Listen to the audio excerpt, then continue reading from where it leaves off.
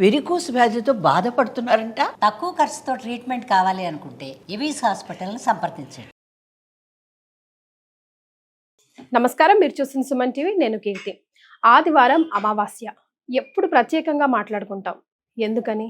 నరదిష్టి, నరఘోష, వ్యాపార అభివృద్ధి కావాలన్నా, పెళ్లిళ్ళు ఇన్ టైంలో అవ్వాలన్నా, పిల్లలు అభివృద్ధి చెందాలన్నా, ఈ రోజుని సద్వినియోగం చేసుకోవాలంటే ఏం చేయాలి, ఏం చేయకూడదు, అసలు అమావాస్య రోజు చేయాల్సిన దాన ధర్మాలు, చేయకూడని దాన ధర్మాలు ఏంటో మనకు తెలియజేయడానికి ప్రముఖ ఆస్ట్రాలజర్ బ్రహ్మశ్రీ నందిబట్ల శ్రీహరి శర్మ గురుగారు ఉన్నారు.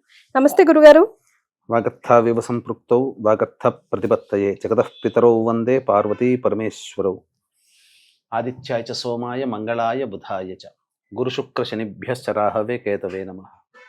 శృంగేరి జగద్గురు పీఠాధిపతులకి, కంచి పీఠాధిపతులకి నమస్కారములు తెలియజేసుకుంటూ కార్యక్రమాన్ని ప్రారంభిద్దాం.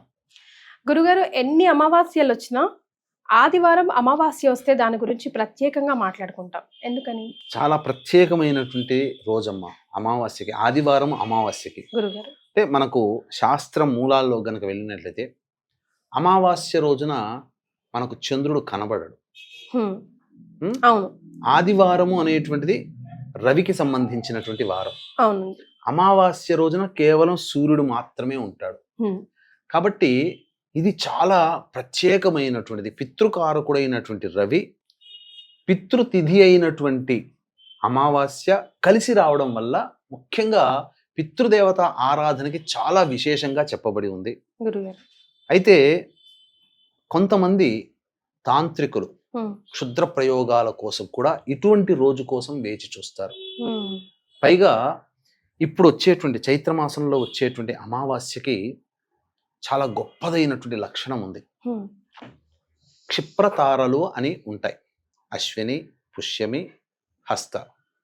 అంటే ఏ పని చేసినా చాలా తొందరగా జరిగిపోవాలి అంటే ఈ క్షిప్రతారల్లో చేయాలి. అటువంటి క్షిప్రతారలో మహా గొప్పదైనటువంటిది అశ్విని నక్షత్రం కలిసి వచ్చింది. ఆదివారము అమావాస్య అశ్విని నక్షత్రం. కాబట్టి ఈ రోజున కొన్ని పనులు చేయాలి, కొన్ని పనులు అస్సలు చేయకూడదు. ముఖ్యంగా ప్రధానంగా చెప్పుకోదగినటువంటిది ఏంటంటే, చాలామంది అంటే మనకి ఇంగ్లీష్ వాడు పెట్టినటువంటి రూల్ ప్రకారం చూసుకుంటే ఆదివారం హాలిడే, వారం రోజులు కష్టపడతాము, వీకెండ్ వచ్చేసరికి ఎంజాయ్ చేస్తాము. అవునండి. చేయాల్సినవి చేయకూడనివి కూడా చేసేస్తాం. అంటే ఏ పని చేసినా చేయకపోయినా చాలా మంది ఆదివారంకి వచ్చేసరికి ముఖ్యంగా హెయిర్ కటింగ్, షేవింగ్ చేసుకుంటారు. చేయకూడదు, ఎప్పటికీ చేయకూడదు. అసలు ఎప్పటికీ ఆదివారం నాడు చేయకూడదు. అందున ఈ అమావాస్య, పౌర్ణమి, అష్టమి, చవితి ఈ తిథులలో అస్సలు చేయకూడదు. ఎందుకని గురుగారు? దానికి ఏదైనా అంటే మన ఆరోగ్యానికి, అంటే ఎందుకంటే మనకు ఆరోగ్యానికి, మన శిరస్సుకి మనకు సంబంధించిన లింక్ ఉంటుంది. అందుకనే ఆ సమయాల్లో శుభమైనటువంటి మంగళకరమైనటువంటి దినాలలో మనం అమంగళమైనటువంటి పనులు చేయకూడదు. ఓకే, అది ఓకే. కాబట్టి ఇది అభ్యంగన స్నానం కూడా అస్సలు చేయకూడదు. చేయకూడదమ్మా. ఆదివారం నాడు అసలు నూనె తాకకూడదు అని అంటారు. నూనె కొనుగోలు చేయకూడదు, నూనె ముట్టుకోకూడదు. ఎందుకంటే రవి శత్రువు, శని కదా. నూనె అంటే శనికి సంబంధించినటువంటిది అది. కాబట్టి ఆ రోజున ముఖ్యంగా పితృదేవత ఆరాధన అందరూ చేయాల్సిందే. వీక్షించేటువంటి ప్రేక్షకులు కూడా చాలా మంది అనుకునేటువంటిది ఏంటంటే, మనం ఏ దేవుని పూజ చేస్తున్నాం, అమ్మవారిని కానీ, అయ్యవారిని కానీ, విష్ణువుని కానీ, ఈశ్వరుడు, అమ్మవారు, వినాయకుడు, గణపతి, ఇలా చాలా మందిని మనం పూజిస్తుంటాం. మనకు కొన్ని పనులు అవుతుంటాయి దేవతా కార్యక్రమం పూజల వల్ల. మనమేమనుకుంటామంటే ఆ దేవుడు కరుణించాడు అని అంటాం. ప్రతిదానికి కూడా దేవుడు కరుణించాడు, దేవుడు కరుణిస్తే, దేవుడు వరమిస్తే అని అంటారు కదా. దేవుడు అంటే ఎవరో కాదు, మన భూలోకానికి దేవుడు ఎవరయ్యా అంటే పితృదేవతలే. మనకు వాళ్ళ అనుగ్రహమే, పితృదేవత అనుగ్రహం ఉంటేనే అన్ని జరుగుతాయి. మనం చేసినటువంటి ప్రతి పూజ కూడా దైవ సన్నిధికి చేరుకుంటుంది. ఆ దైవ సన్నిధి నుంచి ఆ ఫలితము పితృలోకానికి పంపించబడుతుంది. ఆ పితృలోకంలో మన పితృదేవతలు, మన వంశ వారసులు, చనిపోయినటువంటి వాళ్ళు ఎవరైతే ఉంటారో వాళ్ళ ద్వారా మనం పొందుతాం. ఇది మనకు ఉండేటువంటి శాస్త్ర ప్రకారం చెప్పేటువంటి మనం.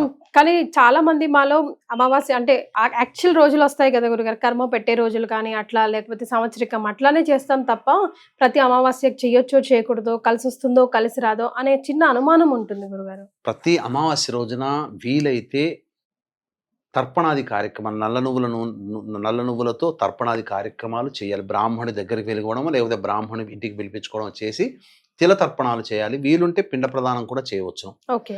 చాలా మందికి బ్రాహ్మణునికి పెట్టుకోగలిగేంత శక్తి కూడా ఉండకపోవచ్చు.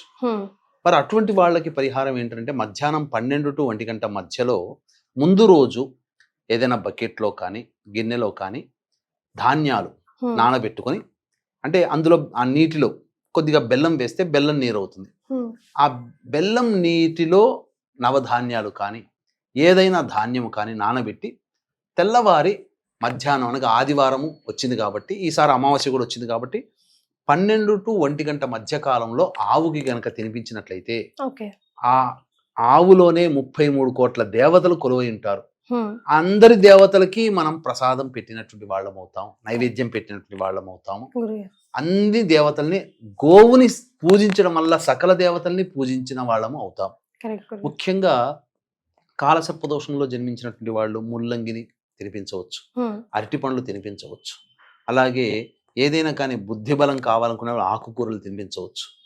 ఇలా మనం ఆవుకి ఏదైనా తినిపించవచ్చు, కానీ అన్నాన్ని మాత్రం పెట్టకూడదు, అస్సలు పెట్టకూడదు. అన్నం పెడితే ఆవు క్షోభిస్తుంది, ఆయాసపడుతుంది. అది ఇక మనం గమనించుకున్నట్లయితే ఈ ఆదివారము అమావాస్య చాలా అద్భుతమైనటువంటి రోజు. అంటే ఏంటి? క్షుద్ర ప్రయోగాలకి సంబంధించినటువంటి రోజు. మరి ఇలాంటి క్షుద్ర ప్రయోగాలు ఎవరికైనా జరిగినా, లేకపోతే నరదృష్టి నరఘోష అంటూ ఉంటారు కదా గురుగారు, ఇంట్లో అయినా లేకపోతే ఉద్యోగాలు చేసే చోటైనా లేదంటే వ్యాపారం చేసే చోటైనా ఏం చేయాలంటారు? ఇదంతా పోవాలి, నెగిటివిటీ పోవాలంటే? ఈ నెగిటివిటీ పోవాలంటే అసలు నరదృష్టి ఎలా వస్తుందో మనం తెలుసుకోవాలి. ఇటువంటి రోజు కోసం చాలా మంది తాంత్రికవేత్తలు ఎదురు చూస్తుంటారని చెప్పాను కదా. ఆ రోజున చాలా మంది దిష్టి తీసో లేకపోతే ప్రయోగం చేసో కొన్ని పదార్థాలు 4 కూడళ్ళు 3 కూడళ్ళు 2 కూడళ్ళ మధ్యలో పెడతారు.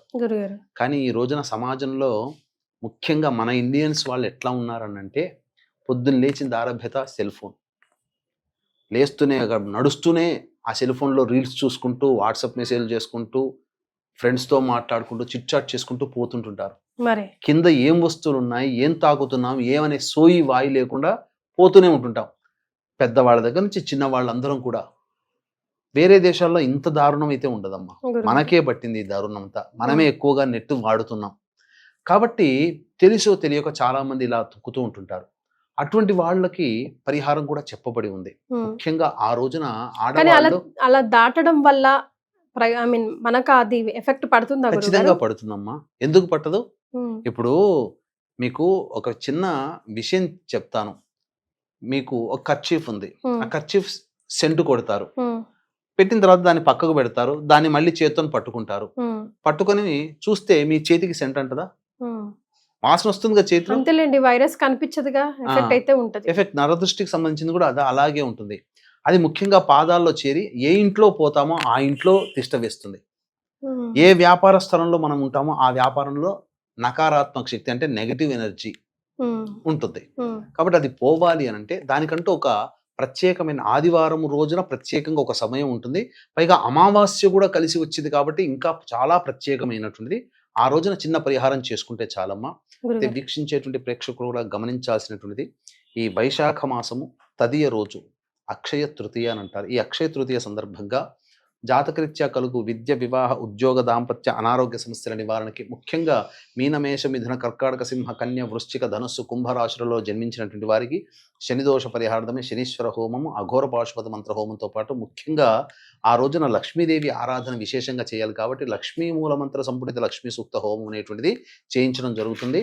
అందులో ఆ కార్యక్రమంలో అక్షయ తృతీయ రోజున కార్యక్రమంలో గోతనామాలు నమోదు చేసుకున్నటువంటి వారికి ఈ శంకరుంగలి మాల, శంగాలి కరుంగలి కలిపినటువంటిది అత్యంత అరుదుగా మీకు బయట దొరకదు. అత్యంత అరుదుగా మీకు రాగిలో చుట్టబడినటువంటిది ఈ శంకరుంగలి మాలని మీకు శక్తిపాతము చేసి ఇవ్వడం జరుగుతుంది. అవకాశం ఉన్న వాళ్ళు ఈ కార్యక్రమంలో పాల్గొని మీ గోత్రనామాదులు నమోదు చేసుకొని దీన్ని సొంతం చేసుకోవచ్చు. ఇక ఆ రోజున ఒకవేళ మాలనే కావాలి అనుకున్న వాళ్ళు తీసుకోవచ్చునమ్మా. ఎందుకంటే శక్తిపాతం చేస్తేనే, ఎందుకంటే మామూలుగా మనము ఏదైనా కానీ యంత్రాలు కొనుక్కుంటుంటారు బయట, పెట్టుకున్నంత మాత్రాన యంత్రం ఏం పని చేయదు. పని చెయ్యాలి అని అంటే దానికంటూ శక్తిపాతముడు. సెల్ ఫోన్ కొనుక్కున్న తర్వాత సెల్ ఫోన్ పని చేయాలంటే దానికి ఛార్జింగ్ పెట్టాలిగా. ఈ ఛార్జింగ్ లాంటిది ఇది శక్తిపాతం అనేటువంటిది. వీటికి శక్తిని ప్రసాదిస్తాం. రైట్. అట్లాంటిది అనమాట. కాబట్టి శక్తిపాతం చేసినటువంటిది అందరికీ చక్కగా ఇవ్వచ్చు. ఇటువంటిది మాల ధరించడం ద్వారా కాలసర్పదోషము, అలాగే కుజదోషము, నెగిటివ్ ఎనర్జీ అనేటువంటిది వెళ్ళిపోతుంది, పాజిటివ్ ఎనర్జీ వస్తుంది. చాలా మటుకు కొన్ని కర్మదోషాలు మనకు తొలగిపోతాయి. Yes, right. సో కింద స్క్రోల్ అవుతున్న నంబర్కి కాల్ చేసి మాల కావాలన్నా కూడా డైరెక్ట్ గా ఆర్డర్ పెట్టుకోవచ్చు, అంతే కదా గురుగారు? అవునమ్మా. రైట్. ఇక ఆదివారం రోజున మామూలుగా రాహుకాలం 4:30 నుంచి 6 గంటల మధ్య కాలంలో ఉంటుంది. అయితే ఈ ఆదివారానికి ఏంటంటే శరభసాళ్వ సమయము అని చెప్పి ప్రత్యేకంగా చెప్పబడి ఉందమ్మా. ఈ సమయంలో ఈసారి సాయంకాలం 27వ తారీఖు రోజున 4:30 నుంచి 4:50 వరకు మాత్రమే శుభంగా ఉంది. 4:50 నుంచి 5:40 వరకు కూడా దుర్ముహూర్తం ఉంటుంది. కాబట్టి ముందుగానే పొద్దున పూటనే బూడిద గుమ్మడికాయని తెప్పించుకొని దాన్ని చక్కగా కడిగి బొట్లు పెట్టి అందులో ఎర్రటి గుడ్డలో కానీ లేకపోతే ఈ బ్లూ కలర్ గుడ్డలో కానీ చుట్టాలి.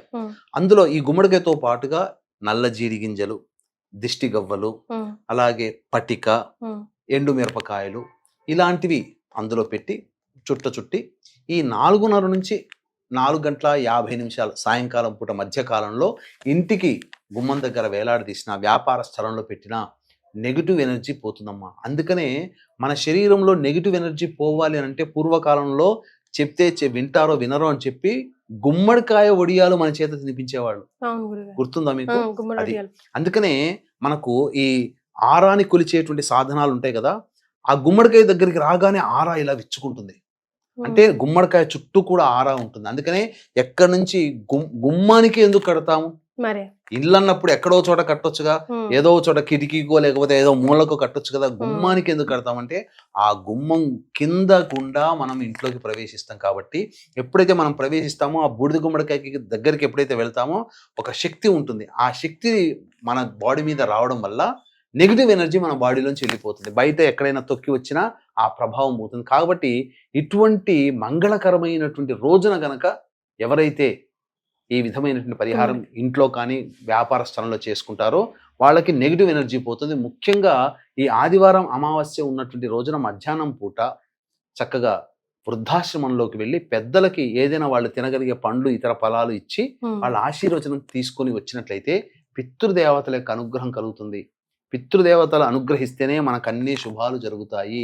దేవుడి కన్నా పితృదేవతలు చాలా బలీయమైనటువంటి వాళ్ళు. వాళ్ళ అనుగ్రహంతోనే 5,000 మనకు నోట్లో పోతున్నాయి. అన్ని విషయాలుగా ఆనందంగా జీవించగలగడానికి కారణము పితృదేవతలే. మనం సమస్యలు ఇబ్బంది పడుతున్నాము, అలాగే ఏది కూడా సంతోషం ఉండలేకపోతున్నాం అంటే ఆ పితృదేవతను ఆరాధన చేయకపోవడం వల్ల మనకు వచ్చే సమస్యలుగా భావించాలి. కాబట్టి ఇక నుంచి అయినా కానీ ఇటువంటి అవకాశాన్ని సద్వినియోగపరచుకొని చక్కగా చేసుకుంటే జీవితంలో పైకి ఎదుగుతామని చెప్పొచ్చు.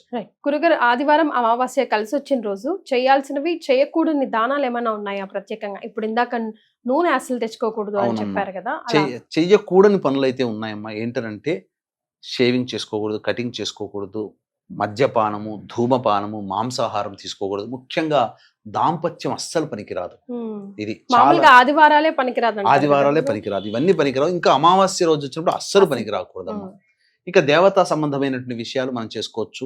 చక్కగా చలివేంద్రం గనక ఏర్పాటు చేసుకుంటే ఈ రోజు నుంచి ఈ వైశాఖ మాసము, జ్యేష్ఠ మాసము గ్రీష్మ ఋతువు కాబట్టి చేసుకోవచ్చు. చాలా సంతోషం గురుగారు, ధన్యవాదాలు. సర్వం శ్రీ ఉమామహేశ్వర పరబ్రహ్మార్పణమస్తు.